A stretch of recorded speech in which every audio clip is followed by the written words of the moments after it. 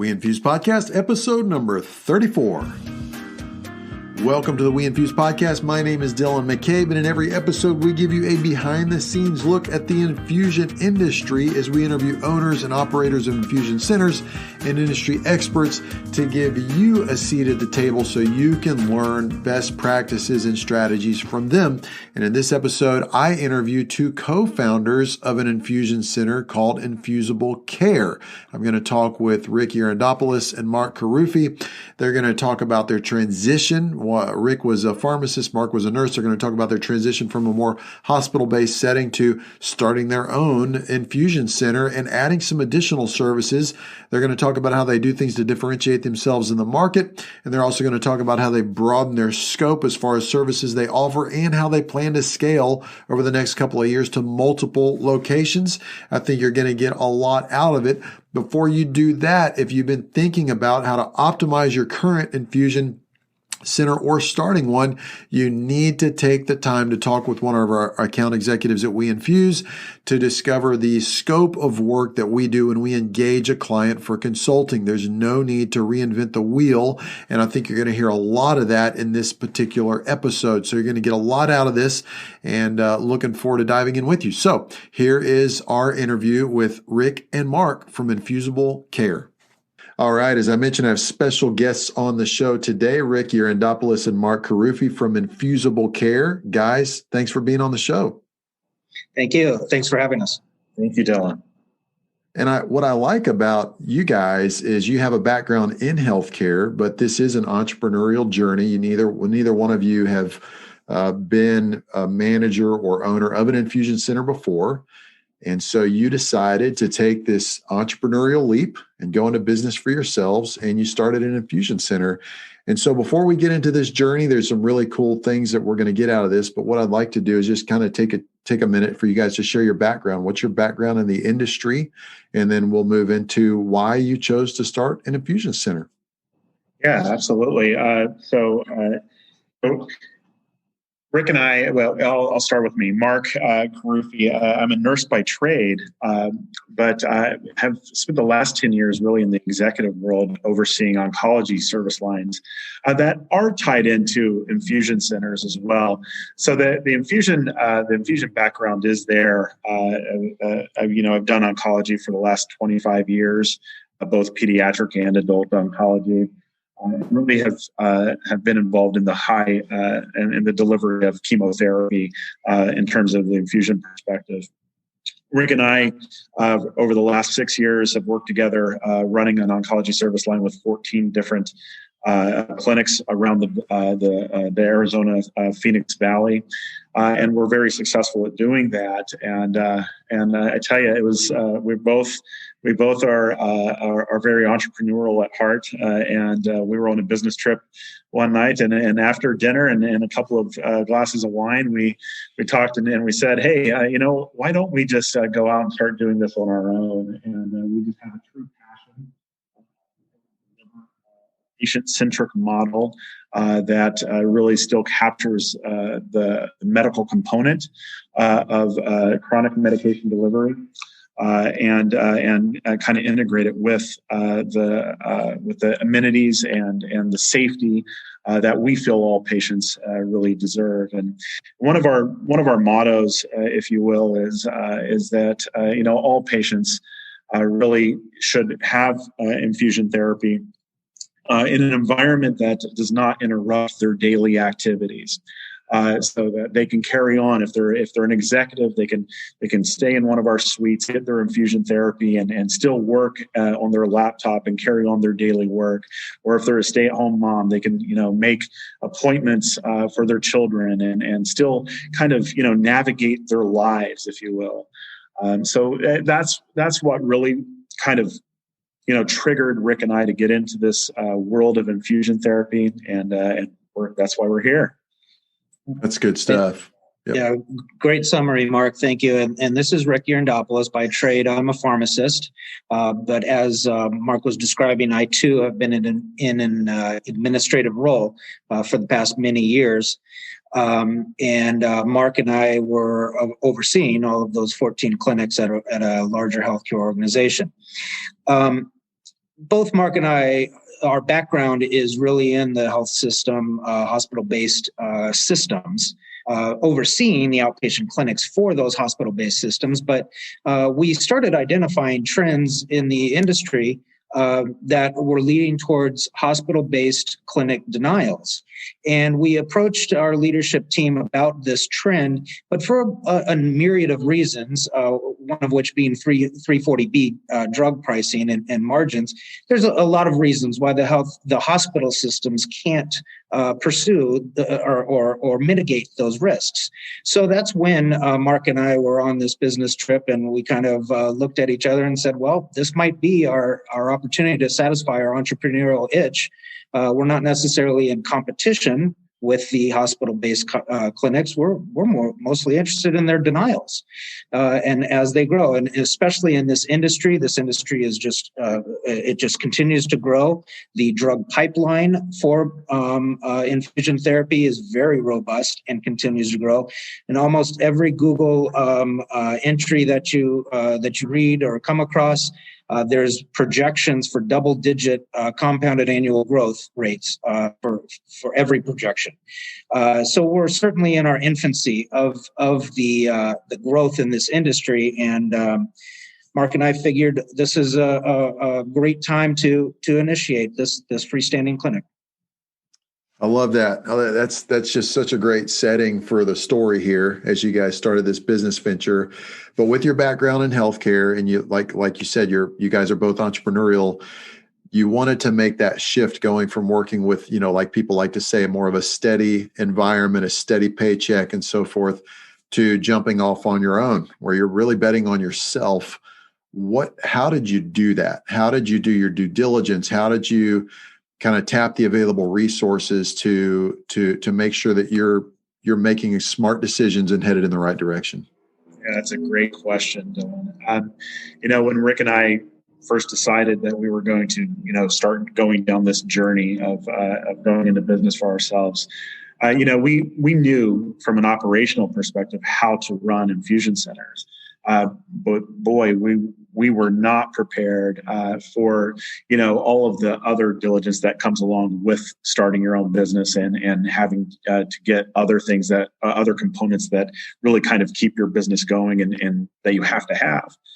So we reached out to WeInfuse, and I tell you, it was probably the best thing that we've done during this journey, because while we know the operational perspective, we've learned a lot from Reese and the team at WeInfuse, and really kind of they helped us put it all together, connected us with the appropriate people, and have already built long-lasting professional relationships with several of those people. And so it's been a journey.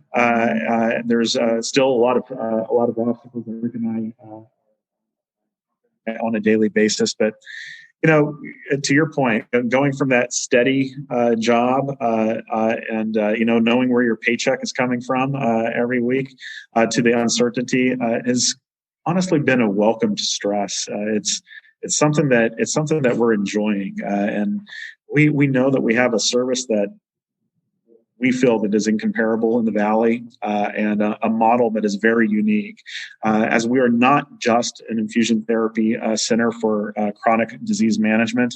We're also an immediate care center.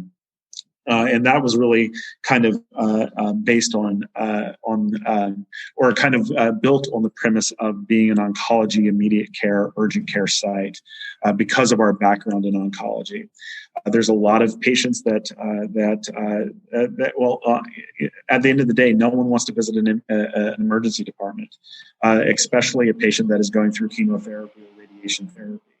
So we are that one and only place in the Phoenix Valley that is open 7 days a week, long hours, to help triage oncology patients as well. So that combined with the infusion piece has just been very rewarding, and we know that, and we've already seen it in the works. So we've been open for 5 or 6 weeks now, and our patients are thanking us, and it's both from the chronic disease management side of infusion therapy and also on the immediate care side. Rick, is there anything to add there? The only thing that I'll add is in regards to when Dylan was asking about our due diligence of taking the leap. One thing that we were scared of, and this is one of the reasons why we engaged WeInfuse very early in the process of thinking about this, is we were scared of the drug pricing.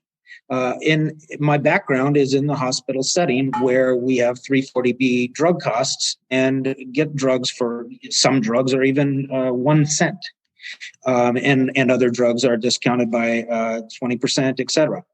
And leaving that environment, that was really one of the key questions is it profitable if you leave the 340B environment? And so WeInfuse certainly helped navigate through those questions and helped craft some of our pro forma in order to make the decision of, okay, this can be worthwhile. Let's go ahead and make the leap.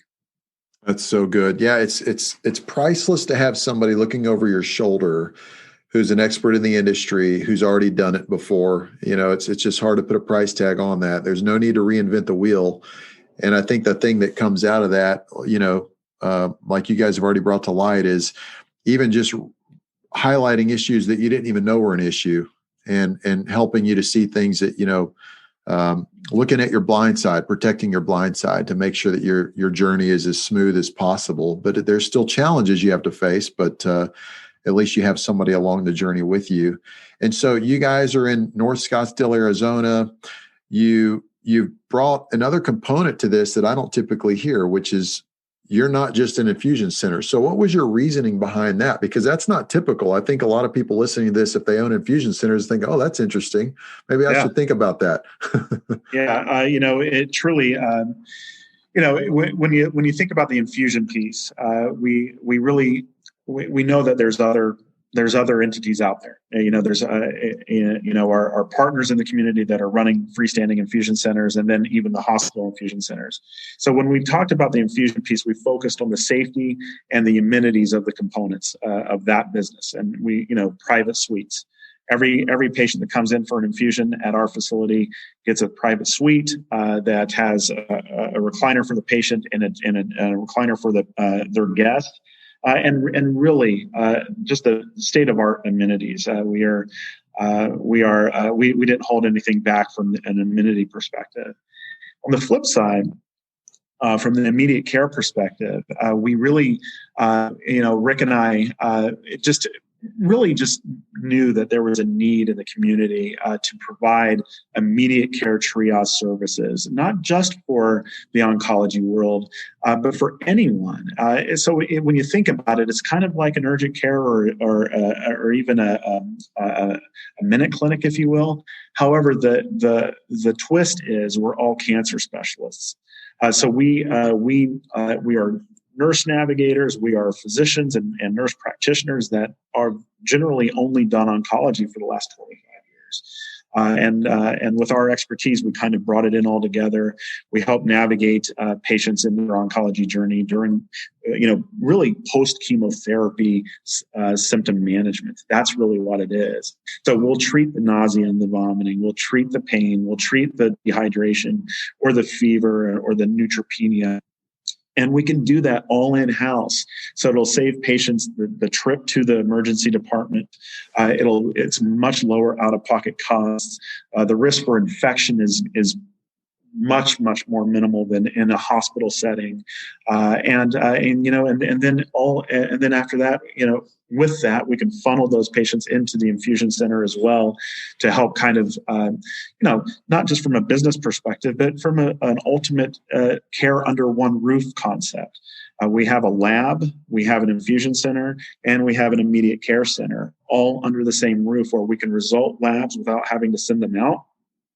And we can see patients, and then we can send them over to the infusion side if they need hydration or medication management. And that's really turned out to be a very unique model. There is nothing like that in the state of Arizona. Unfortunately, there's nothing like that in the state of Arizona. So most providers are sending their patients to the EDs, but we're now starting to get a lot of those patients filtering in through us. We also do blood transfusions. So we are anything infusion, anything injection. as well, and that's really turning out to be very promising for us and the community. Well, I love that for two reasons. One, as a business owner, you've diversified your offering a little bit, but for a patient, you are taking steps out of the process for the patient.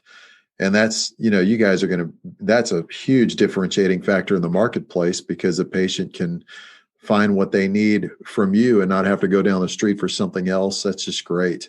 Dylan, it's a very true statement. When Rick and when we built Infusable Care, we surveyed patients, and it's come with years and years of hearing the same story from patients over and over again from the hospital world, right?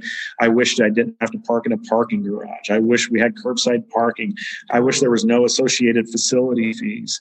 And Rick and I, we kind of just put it all together. We put it all together, and there's no facility fees when you come to our clinic.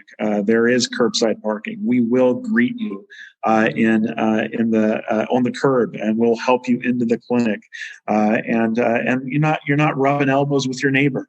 Most infusion centers that you see, you're either face to face with your counterpart that's having an infusion, and it's hard to maintain your privacy or even have a private conversation on the phone. And then the infection control piece is now a huge component of that, right? So it is everything that you said really kind of it hits the heart, because we really approached it from a genuine perspective. I've seen it all. I'll tell you what, as a former account executive with WeInfuse, I've seen really nice infusion centers like you're describing, which is basically like taking a patient to a first class. They're flying first class. They're comfortable. Right. They feel like they're being so well taken care of. Like you said, it's the least disruptive experience to their everyday lifestyle. And I've seen the opposite end of the spectrum, where you've got 10 chairs in a very crowded space with a refrigerator in there, and you can't even open the refrigerator door because it would hit somebody's feet. I mean, right. It's just, it's hard to believe. But like you said, I love it. All of those things are going to do two things. They're going to give the patient a great experience, but they're also going to give you guys, it's just, all it does is underpin your success strategy, where you want long-term relationships, you want referral business, you want physicians to be able to refer to you. I just love that. So these are the things you guys are doing at the time of the recording of this podcast. I mean, you guys launched November 16th of 2020. So this is all very new at the time of the recording of this podcast. We're a couple of months into this, essentially. What would you say have been a couple of your biggest challenges moving into this space? The things that you wake up at 2 a.m. for whatever reason, and this is what's running nonstop in your brain. You mean not sleeping at all at 2 a.m., right? Yeah, I'm going to let Rick take this, because this is what's made Rick a little less hair on his head. Thanks. So I think two things really come to mind. And we kind of knew this going into it, was about the payer contracting process being very slow. Again, we were warned, but we are still disappointed at the slowness of getting the delay in getting the payer contracting. We do have Medicare to start with. We just recently received a counter signature on our agreement for Aetna. The consultant that we're working with is very hopeful for additional commercial contracts coming in the next few weeks. But it's kind of a hurry up and wait setting, and it's very disappointing, and especially since our business model is predicated on the fact of site of service optimization, and patients getting denied from the hospital setting for their commercial payer is saying, no, you can't go to the hospital-based clinic, you have to go to an independent freestanding clinic. Well, here we are wanting to take care of them, but we don't yet have the contract. And getting the referrals. We are getting those referrals, so that's very promising. Yeah. So that's really been one sticky point, but we are hopeful that there's light at the end of the tunnel. It's just a matter of time. So let's talk about that for a minute. For other people, other owners of infusion centers who are listening to that, and they think, that's been our biggest headache too. What's one piece of advice based on what you've learned to help move that process along?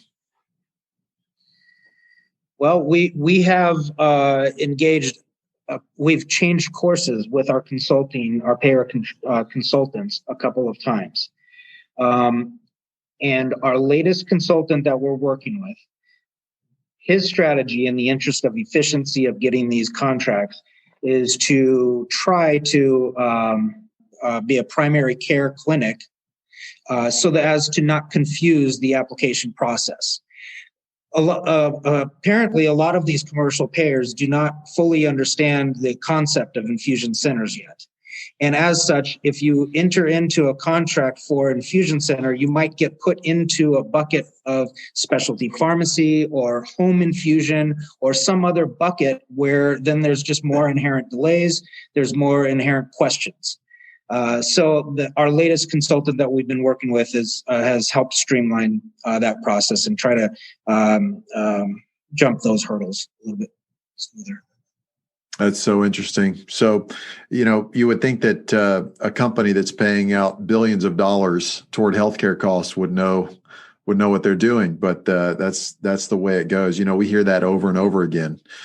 That confusion between a specialty pharmacy and an ambulatory infusion center and so forth. So, all right. So payer contracting is definitely an area of struggle with any infusion center owner, operator. What would you say has been the next biggest challenge you guys have faced getting into this space? Well, I certainly can answer this one as a pharmacist.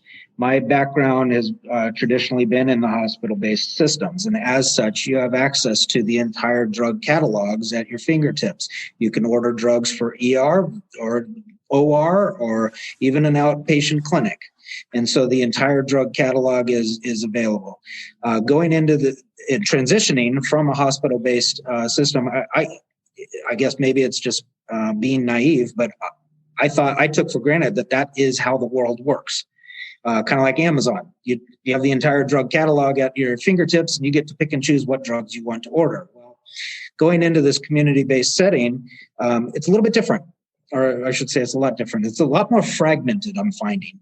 There are some distributors in GPOs that are specific to the monoclonal antibodies, which are very helpful for our core infusion business. But as Mark described, we also have immediate care services.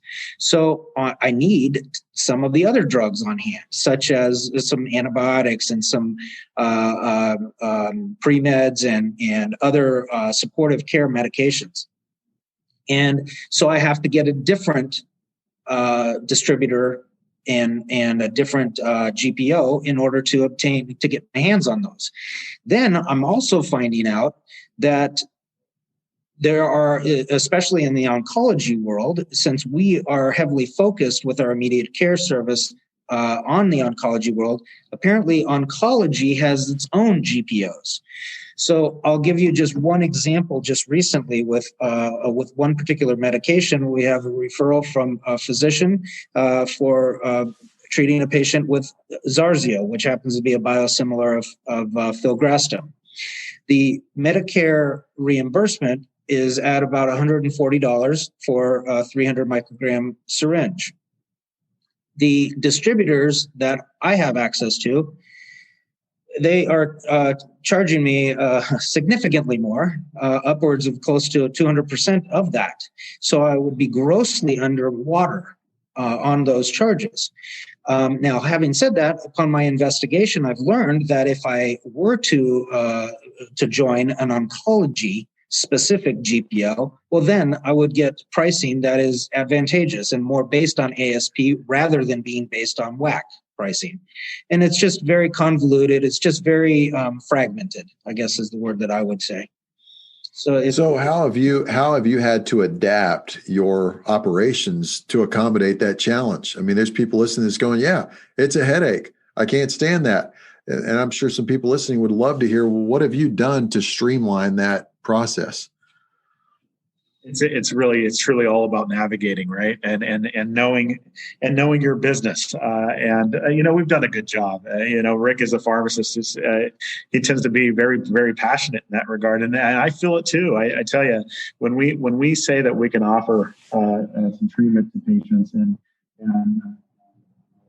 pick up when they do come calling, and it's unfortunate that we don't have a certain drug here because of some of these obstacles. It's disheartening. It weighs in on us because we really want to be able to provide that service to the community. But I tell you, our partners with our GPOs and the connections that WeInfuse have really kind of established for us has really been very helpful in navigating us through some of these bottlenecks. And it's already paid off. We've already made leaps and bounds over the last couple of days and even weeks in regards to how we are managing that. And we're again, this is the fun stress about owning your own business. You get to kind of understand some of these nuances and try and figure it out. And when you do, it's kind of like a little celebration, right? Because you're winning and you're doing that for your own team, but you're also winning for the patients that are out there that are needing your services. It's so true. It's a challenge, to be a business owner, and you get your metal gets tested, and no matter what experience you had before, what knowledge you had before, you're going to hit a ceiling with experience and knowledge. And that's where this stuff comes up. And it sounds like you guys are really learning how to, like you said, address bottlenecks. You're learning how to overcome these challenges. You are adapting. And that's what people need to hear about, because it's not just start this thing and then everybody congratulates you and rolls out the red carpet and says, here's the path to success. Right. So I love that. And I really appreciate you guys being candid about those challenges that you face. So let's go from there and go into, where do you guys hope to take this thing? I mean, where are you headed with this? You have really good reasons for why you got in this space. You're offering an exceptional experience for your patients. Where do you hope to be 5 years from now? Yeah. So I'll never forget. It was over about 15 months ago was our initial conversation with Reese and the team over at WeInfuse. And I'll never forget the comment that Reese made, because we were both very, we were very comfortable in positions that we had at our previous jobs, right? And Reese said, "Hey, look, if you want to just get into it and open one clinic, you probably want to just stay in your current positions, because it's a lot less stressful and you know where your check's coming from. But if you really want to satisfy that entrepreneurial itch and be able to provide what you all feel is a unique model to millions of lives that are out there that are needing these services." Then you need to jump right in, and it's very true. We've been open 6 weeks, roughly 5 or 6 weeks, and I will tell you that we're ready to open our second and our third clinic now. We've gone down that road. We've started to engage. In fact, we've already had multiple conversations. And it's sticking. The conversations that we're having with people and potential investors and private equity is quite honestly very encouraging. When we talk about our model, eyes start to open a little wider, and it's something that we want to do. And Rick and I are kind of impatient by nature because we're just so passionate about making sure that everyone really understands what our model is.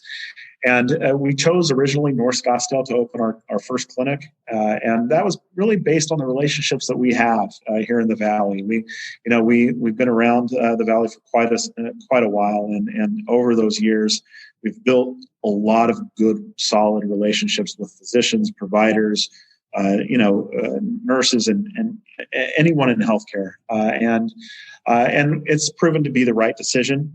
But it's funny, when I go to visit practices now, what I'm hearing is, when are you going to put something in this part of the Valley, or when are you going to put something over in this area?